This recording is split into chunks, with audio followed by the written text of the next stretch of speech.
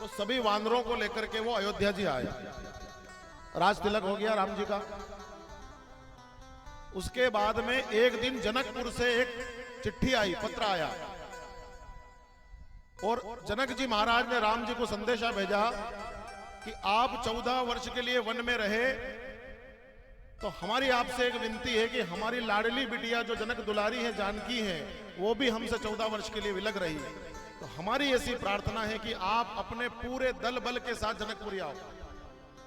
ऐसा निमंत्रण दिया। और केवल आपको नहीं आना है, साथ में आपकी जितनी भी वानर सेना है, भालू सेना है, जितने भी आपके सहयोगी हैं, उन सबको लेकर के जनकपुरी आना है। तो पटेल साहब उस पत्र को जब राम जी ने पढ़ा तो उनके नेत्रों से अश्रु निकल गए।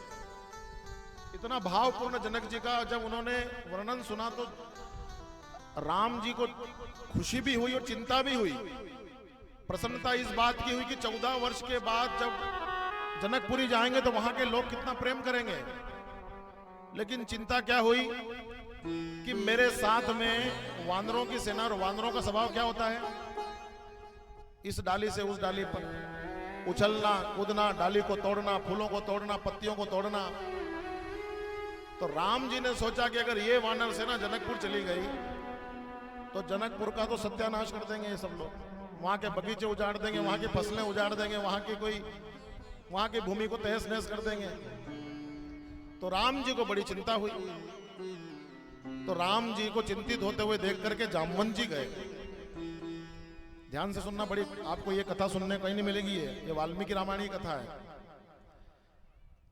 तो जामवंत जी ने जाकर के प्रभु से पूछा कि प्रभु आपके चेहरे पर इतनी उदासी क्यों? जनकपुरी से पत्र आया है तो आपको तो प्रसन्नता होना चाहिए। राम जी ने कहा कि प्रसन्नता तो बहुत है, पर संशय इस बात का है कि इन वानरों को वहां पर कैसे ले जाएंगे। एक काम करो, केवल प्रमुख प्रमुख योद्धा हैं हमारे, हनुमान जी महाराज, अंगद जी, विभीषण, सुग्रीव और आप चारों भाई माताएं, हम सब चलते हैं। वानरों को कहो कि ये अपने अपने घर को चले जाएं। ये बात सुनकर के वानरों का जो दल था, असंख्य संख्या में वहां पर वानर जो खड़े थे, उनका चेहरा लटक गया, उदास हो गए। बोले कि देखो, रावण से इतना भीषण युद्ध किया, मार भी हमने खाई, अब जब गुलाब जामुन और मालपुए खाने का दिन आ रहा है तो देखो राम जी ने मना कर दिया। मार खिलाने के लिए सबसे आगे लेके चले गए। और अब बढ़िया सेवा होगी हमारी जनकपुरी में, हाथ पैर दबाएंगे हमारे वहां के लोग, हमको बढ़िया आगे रहे पंगत करेंगे, हमारी जिमाएंगे, हमको आग्रह कर करके मालपुए खिलाएंगे। और राम जी ने मना कर दिया। वानर रोने लग गए। अब जामवंत जी बड़ी दुविधा में है, न राम जी को मना कर सकते, न वानरों को मना कर सकते। तो जामवंत जी को इसलिए बुद्धिमान कहा है कि जामवंत जी महाराज ने इस समस्या का हल निकाला। और जामवंत जी गए राम जी के पास में, राम जी से कहा कि राम जी, आपकी एक ही संशय है कि वानर वहां पर उत्पात मचाएंगे। मैं आपको वचन देता हूं कि वहां पर एक भी वानर अगर टस से मस हो गया तो आप मुझे जामवंत मत कहना। मुझे 1 महीने का समय दे दो, बस खाली 1 महीने का। और महाराज जामवंत जी ने उन सभी वानरों की क्लास लेना आरंभ कर दी। बड़े मैदान में सबको इकट्ठा किया और बोला कि जनकपुरी किस किस को जाना है, हाथ ऊंचा करो। सभी वानर हाथ ऊंचा करके बढ़ गए। हाँ, बोले हम चलेंगे, हम चलेंगे। बोले कि चलोगे तो सही, लेकिन हमारी एक शर्त है, आपको केवल मुझे देखना है, जैसा मैं करूंगा वही आपको करना है ठेठ तक। अगर मैं ये हाथ उठाऊं तो आपको भी यही हाथ उठाना है।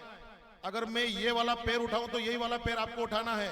अगर मैं रोटी का निवाला तोड़ करके खाऊं तो आपको वही निवाला खाना है। मैं अगर गुलाब जामुन खाऊं तो आपको भी गुलाब जामुन खाना है। मैं अगर पानी पीऊं तो आपको भी पानी का गिलास उठाना है।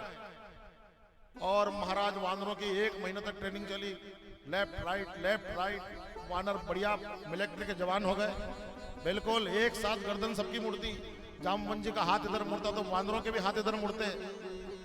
और 1 महीने में वानर इतने परिपक्व हो गए कि राम जी ने जब देखा तो राम जी बड़े प्रसन्न हो गए कि वाह जामवंत जी, क्या समस्या का समाधान निकाला आपने। चलो सबको लेकर के जनकपुरी।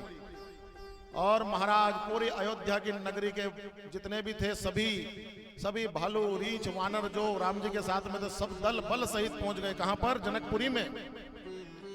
जनक जी महाराज ने जब इतनी विशाल सेना को देखा तो जनक जी बड़े प्रसन्न हुए। सबके स्वागत की तैयारी करी, सबका स्वागत किया, मालाएं पहनाई गई और सबके भोजन की व्यवस्था रखी। एक बड़े पांडाल में, विशाल पांडाल बनाया, चारों भाइयों के आसन लगे ऊपर, हनुमान जी बैठे हैं, सुग्रीव जी बैठे हैं, अंगद जी बैठे हैं, विभीषण जी बैठे हैं और जामवंत जी बैठे हैं उनके नीचे, और सब वानरों की पंक्ति सामने लगवाई। जामवंत जी ने कहा ध्यान रखना भैया, जैसा मैं कह रहा हूं वही करना है आपको। अब भैया पत्तले लग गई, दोने लग गए, पानी के गिलास लग गए, पूड़ियां, सब्जी, 56 प्रकार के भोजन प्रसादी सब आने लग गई। जैसे जामवंत जी पूड़ी उठाते तो महाराज सब बंदर पूड़ी उठाते। जामवंत जी ने जैसे कि आलू की सब्जी में पूड़ी डुबोई तो महाराज बंदर भी आलू की सब्जी में ही पूड़ी डुबो रहे हैं। श्रीखंड का दोना हाथ में उठाया तो श्रीखंड ही सब वानर खा रहे हैं। राम जी बड़े प्रसन्न, बोले वाह क्या शिक्षा दी है जामवंत जी ने। इतने में महाराज क्या हुआ कि एक आम पकाया आम जो था वो सभी के पत्तल में रखा हुआ था, और जामवंत जी महाराज ने जैसे ही आम उठाया तो महाराज सारे बंदरों ने आम उठाया। जामवंत जी महाराज ने आम को थोड़ा सा, ये गीला हाथ में वो गुठली को करते ना गीला, थोड़ा सा ढीली करी और ऊपर से उसकी बींट तोड़ी, सभी बंदरों ने एक साथ बींट तोड़ी। और जैसे ही जामवंत जी महाराज बलशाली थे, अब उनके हाथ से आम थोड़ा सा जोर से दब गया और उसमें से गुठली उछल करके ऊपर चली गई। अब आ गया जामवंत जी को जोश, बोले कि इस हाथ से मेघनाद की गर्दन तक नहीं छुट पाई, रावण को मैंने कस करके पकड़ लिया तो रावण भी अपनी गर्दन नहीं छुड़ा पाया, और ये मामूली सी गुठली उछल गई। हाय जामवंत जी उछले उस गुठली को पकड़ने के लिए, तो महाराज जितने बंदर थे वो भी सब उछले, वो उसकी पत्तल में, वो उसकी पत्तल में, और महाराज जो फिर वहां पर हुआ घमासान, आप सब जानते हो कैसे हुआ होगा। फिर महाराज जनकपुरी की दशा बदल दी वानरों ने।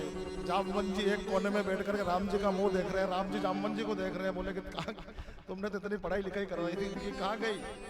वानर अपना स्वभाव नहीं भूल सकते। जामवंत जी रोने लगे। तब राम जी जामवंत जी के पास में गए और जामवंत जी को कहा आप रोइए मत, ये तो इनका स्वभाव है, आप कितना भी कुछ करोगे ये करेंगे, लेकिन आप दुखी मत होइए। मैं आपको वचन देता हूं इस त्रेता युग में कि जब द्वापर युग आएगा, जो सुख आज जनक जी को प्राप्त हो रहा है वही सुख मैं आपको द्वापर में आकर के दूंगा। और भगवान अपना वही वचन निभाने के लिए द्वापर में यहाँ कृष्ण बन करके आए, और जैसे जनक जी को ससुर बनाया था भगवान ने, जामवंत जी को ही अपना ससुर बना करके उन्हें सुख प्रदान किया। यह कथा वाल्मीकि रामायण की है। ऐसी पावन नगरी में हम बैठे हैं साहब पटेल साहब, और आप ऊपर जाकर के दर्शन करेंगे अभी तो आपको लगेगा कि वास्तव में कितनी दिव्य तपोस्थली है, कितनी दिव्य स्थान है ये। तो इतना ही कहते हुए आज कथा तो पता नहीं कहाँ हमारी माता देवहूति की कथा चल रही